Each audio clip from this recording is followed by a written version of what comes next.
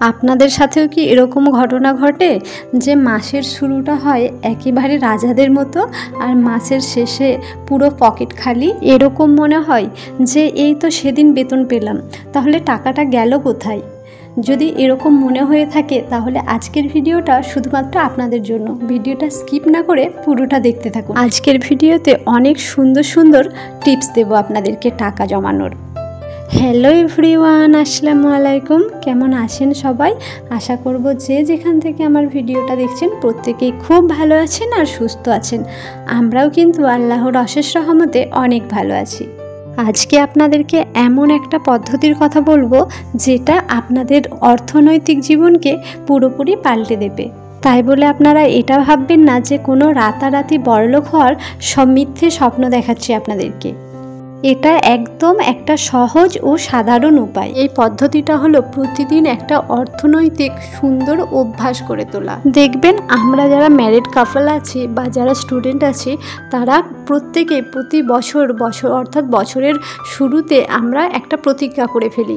যদি আমরা স্টুডেন্ট হই ভাবি এই বছরটা যা হলো, এই যে নতুন বছর শুরু হয়েছে এবার কিন্তু আমরা ঠিক করে পড়াশোনা করব, যাতে আমাদের রেজাল্টটা খুব ভালো হয়, আমরা খুব ভালো একটা মার্কস পাই বা আমরা একটা র্যাঙ্কে যেতে পারি। এই চিন্তাধারা কিন্তু আমাদের মাথাতে আসে আর আমরা কিন্তু এটা পুরোপুরি ব্রেনের মধ্যে সেই মুহূর্তে লোড করে নিই যে এটা আমাদেরকে করতেই হবে।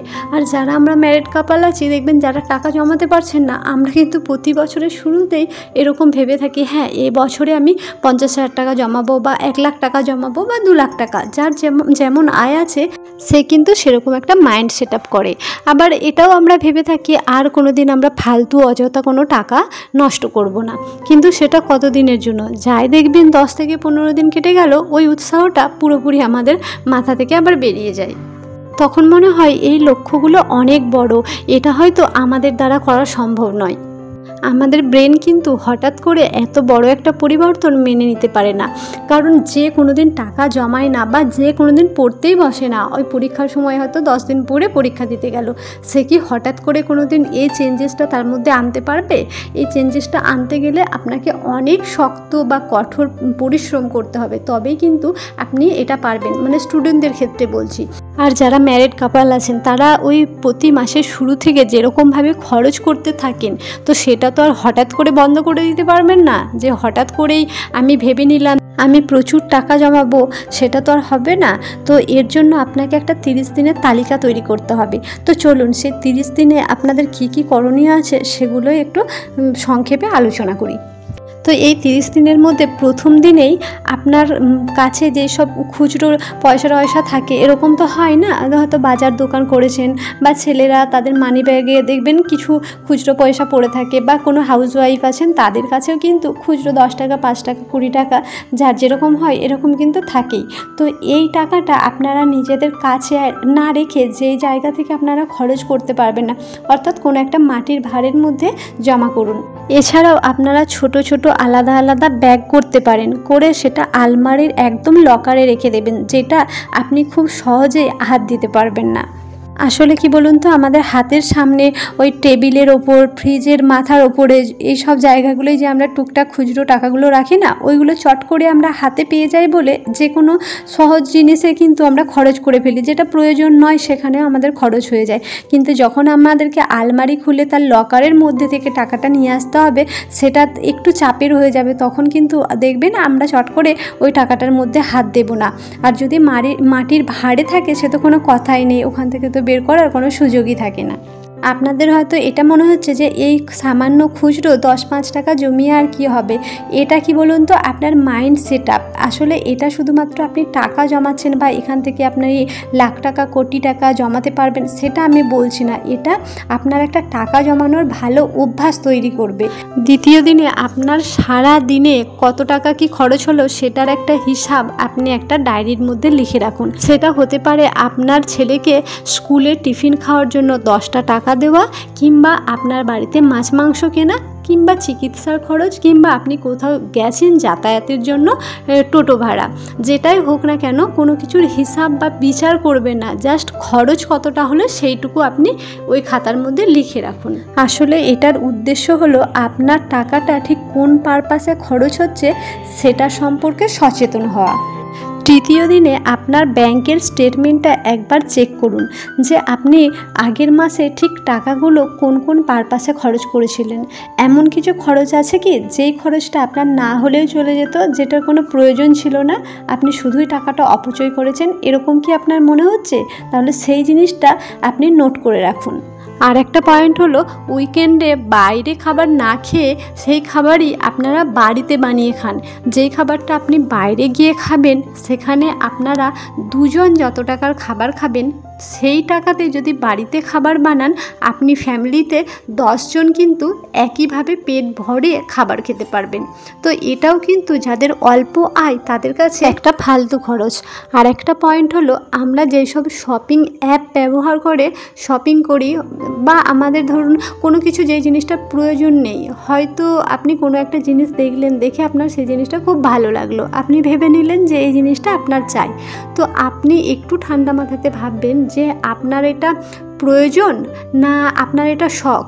যদি আপনার শখ হয়ে থাকে তো এটাকে 24 ঘন্টার জন্য পিছিয়ে দিন। অনেক সময় দেখবেন আমরা আবেগের বশে এমন কিছু জিনিস কিনে ফেলি যেটা আমাদের পরে আর কাজে লাগে না। আপনার এই 24 ঘন্টার ব্যবধান কিন্তু আপনাকে ওই ভুল থেকে বাঁচিয়ে দেবে। দেখুন, এই 7 দিনে কিন্তু আমরা একটা একটা করে ছোট ছোট অভ্যাস তৈরি করে ফেললাম। তো এই অভ্যাসগুলো কি খুব কঠিন ছিল টাকা জমানোর ক্ষেত্রে? একদমই কিন্তু না। বাকি সপ্তাহের টিপসগুলো আমি আমার পরের ভিডিওতে শেয়ার করব। তো চলুন আপনাদের সাথে একটু গল্প করি। আজকে সকালে ব্রেকফাস্টে ছিল ধুকি আর তার সাথে করেছিলাম ঘুগনি। আর যেহেতু সানডে ছিল সেই জন্য একটু পোলাও বানিয়েছিলাম, কারণ সানডেটা আমাদের পোলাও, বিরিয়ানি বা খিচড়া এরকম কোনো কিছু লাঞ্চ দিয়ে কিন্তু কাটে। তো বেটু এখন বিরিয়ানিটা খেতে ভীষণ ভালোবাসে, তো ওর জন্য যেদিন পোলাও বিরিয়ানি বানানো হয় আর আলাদা করে রান্না করতে হয় না। সকাল থেকে কি কি কাজ করলাম সেই গল্পটা আর আপনাদের সাথে করছি না, কারণ আপনারা তো সমস্তটাই দেখলেন। তো দুপুরে আমরা লাঞ্চ করার পর একটু রেস্ট নিচ্ছিলাম, তারপর বিকালে এসেছি জুডিওতে একটু জামা কাপড়ের কালেকশানগুলো দেখছিলাম। যেহেতু এখানে ওনাম ছিল, তো এটা তো এদের একটা মানে বিশাল ফেস্টিভ্যাল, যেমন আমাদের ওয়েস্ট বেঙ্গলে দুর্গাপুজোটা হয়, তো এই সময়তে একটু ভালো ভালো কালেকশান আসে। সেই জন্য একটু জুডিওতে এলাম যে দেখি কীরকম কী আছে, যদি সেরকম পছন্দ মতো হয় তাহলে একটা নেবো। তো এসে মোটামুটি ঘুরে দেখলাম, এই সাদা জামাটা না আমার ভীষণ পছন্দ হয়েছিল, বেশ সুন্দর দেখতে ছিল কিন্তু। আর যেহেতু কালারটা পুরোপুরি সাদার উপরে, ওই জন্য নিলাম না। আসলে বেটু এখনও কোলে ওঠে, ও যখন মানে কোথাও বেড়াতে যায় বা বাইরে যায় ওকে কোলে নিতে হয়, মানে আমার জামার অবস্থা পুরো খারাপ করে দেয়। যদি অন্যান্য কালার হয় তাহলে অতটা বোঝা যায় না, কিন্তু সাদা জিনিস তো ভীষণ বাজে দেখতে লাগে। আর আমি এমনিতে একটু ডিপ কালারই পছন্দ করি, কিন্তু সাদা জিনিসটা তো সবসময়ের জন্যই ভালো। এর আগের দিন প্যালেস গিয়েছিলাম, কী যে বিরক্তি করেছে ও, কী বলবো, মানে সারাক্ষণটা কোলে চেপেছে। এমনকি যেখানে দাঁড়িয়ে কোনো জিনিস দেখছি সেখানটাতেও ওকে কোলে নিতে হবে, সেখানেও যে ও এমনি দাঁড়িয়ে দেখবে সেটাও দেখবে না, এত বদমাশগিরি করেছে। জুডিও থেকে বেরিয়ে এবার এলাম ম্যাক্সে। তো ম্যাক্সে আসার পথে দেখলাম রাস্তাতে বেলুন বিক্রি করছে এই দাদাটা। তো বেলুনগুলো দেখে আমার ভীষণ পছন্দ হলো, সেই জন্য ভাবলাম বেটুর জন্য একটা নেবো। আর আমার বেটু না খুব একটা কোনো জিনিস যে দেখে কিনবো এটা নেবো এই সমস্ত জেদ খুব একটা করে না। তো আমার ভালো লাগলো বলেই আমি নেবো বলে দাঁড়ালাম। তো বেলুনের এতই দাম বললো যে দামটা শুনে পুরো আমার মাথায় ঘুরে গেল। আর আমার বেটুতে এত শান্তশিষ্ট, এই জিনিসটা একদিনের বেশি 2 দিন রাখবে না, মানে ও যেদিন নিয়ে আসবে সেদিনই এটা ফুটে যাবে। তো এত টাকা দিয়ে নেওয়াটা প্রয়োজন বলে আমার মনে হলো না, সেই জন্য না নিয়ে এখানে আমরা ম্যাক্সে আসছি, কিছু আমাদের গ্রসারি কেনার ছিল। আর আমাদের এই প্রয়োজনীয় গ্রসারি আমরা এই ম্যাক্স, রিলায়েন্স এইসব জায়গা থেকে কিনি, আবার কিছু কিছু জিনিস ফ্লিপকার্ট থেকেও নিই, কারণ অনলাইনেও কিন্তু গ্রসারির এখন বেশ ভালো অফার দিচ্ছে। তো যখন এই সমস্ত অফারগুলো থাকে তখন আমরা গ্রসারিটাও অনলাইন থেকে বেশ কিছু জিনিস কিনে নিই, তবে সব কিছুটা নয়, যেগুলো যা প্রয়োজন হয় ঠিকঠাক দামটা ঠিকঠাক পাই সেগুলো কিনি। আসলে কি বলুন তো, এই জায়গা থেকেও কিন্তু আমরা বেশ কিছুটা টাকা সেভ করতে পারি।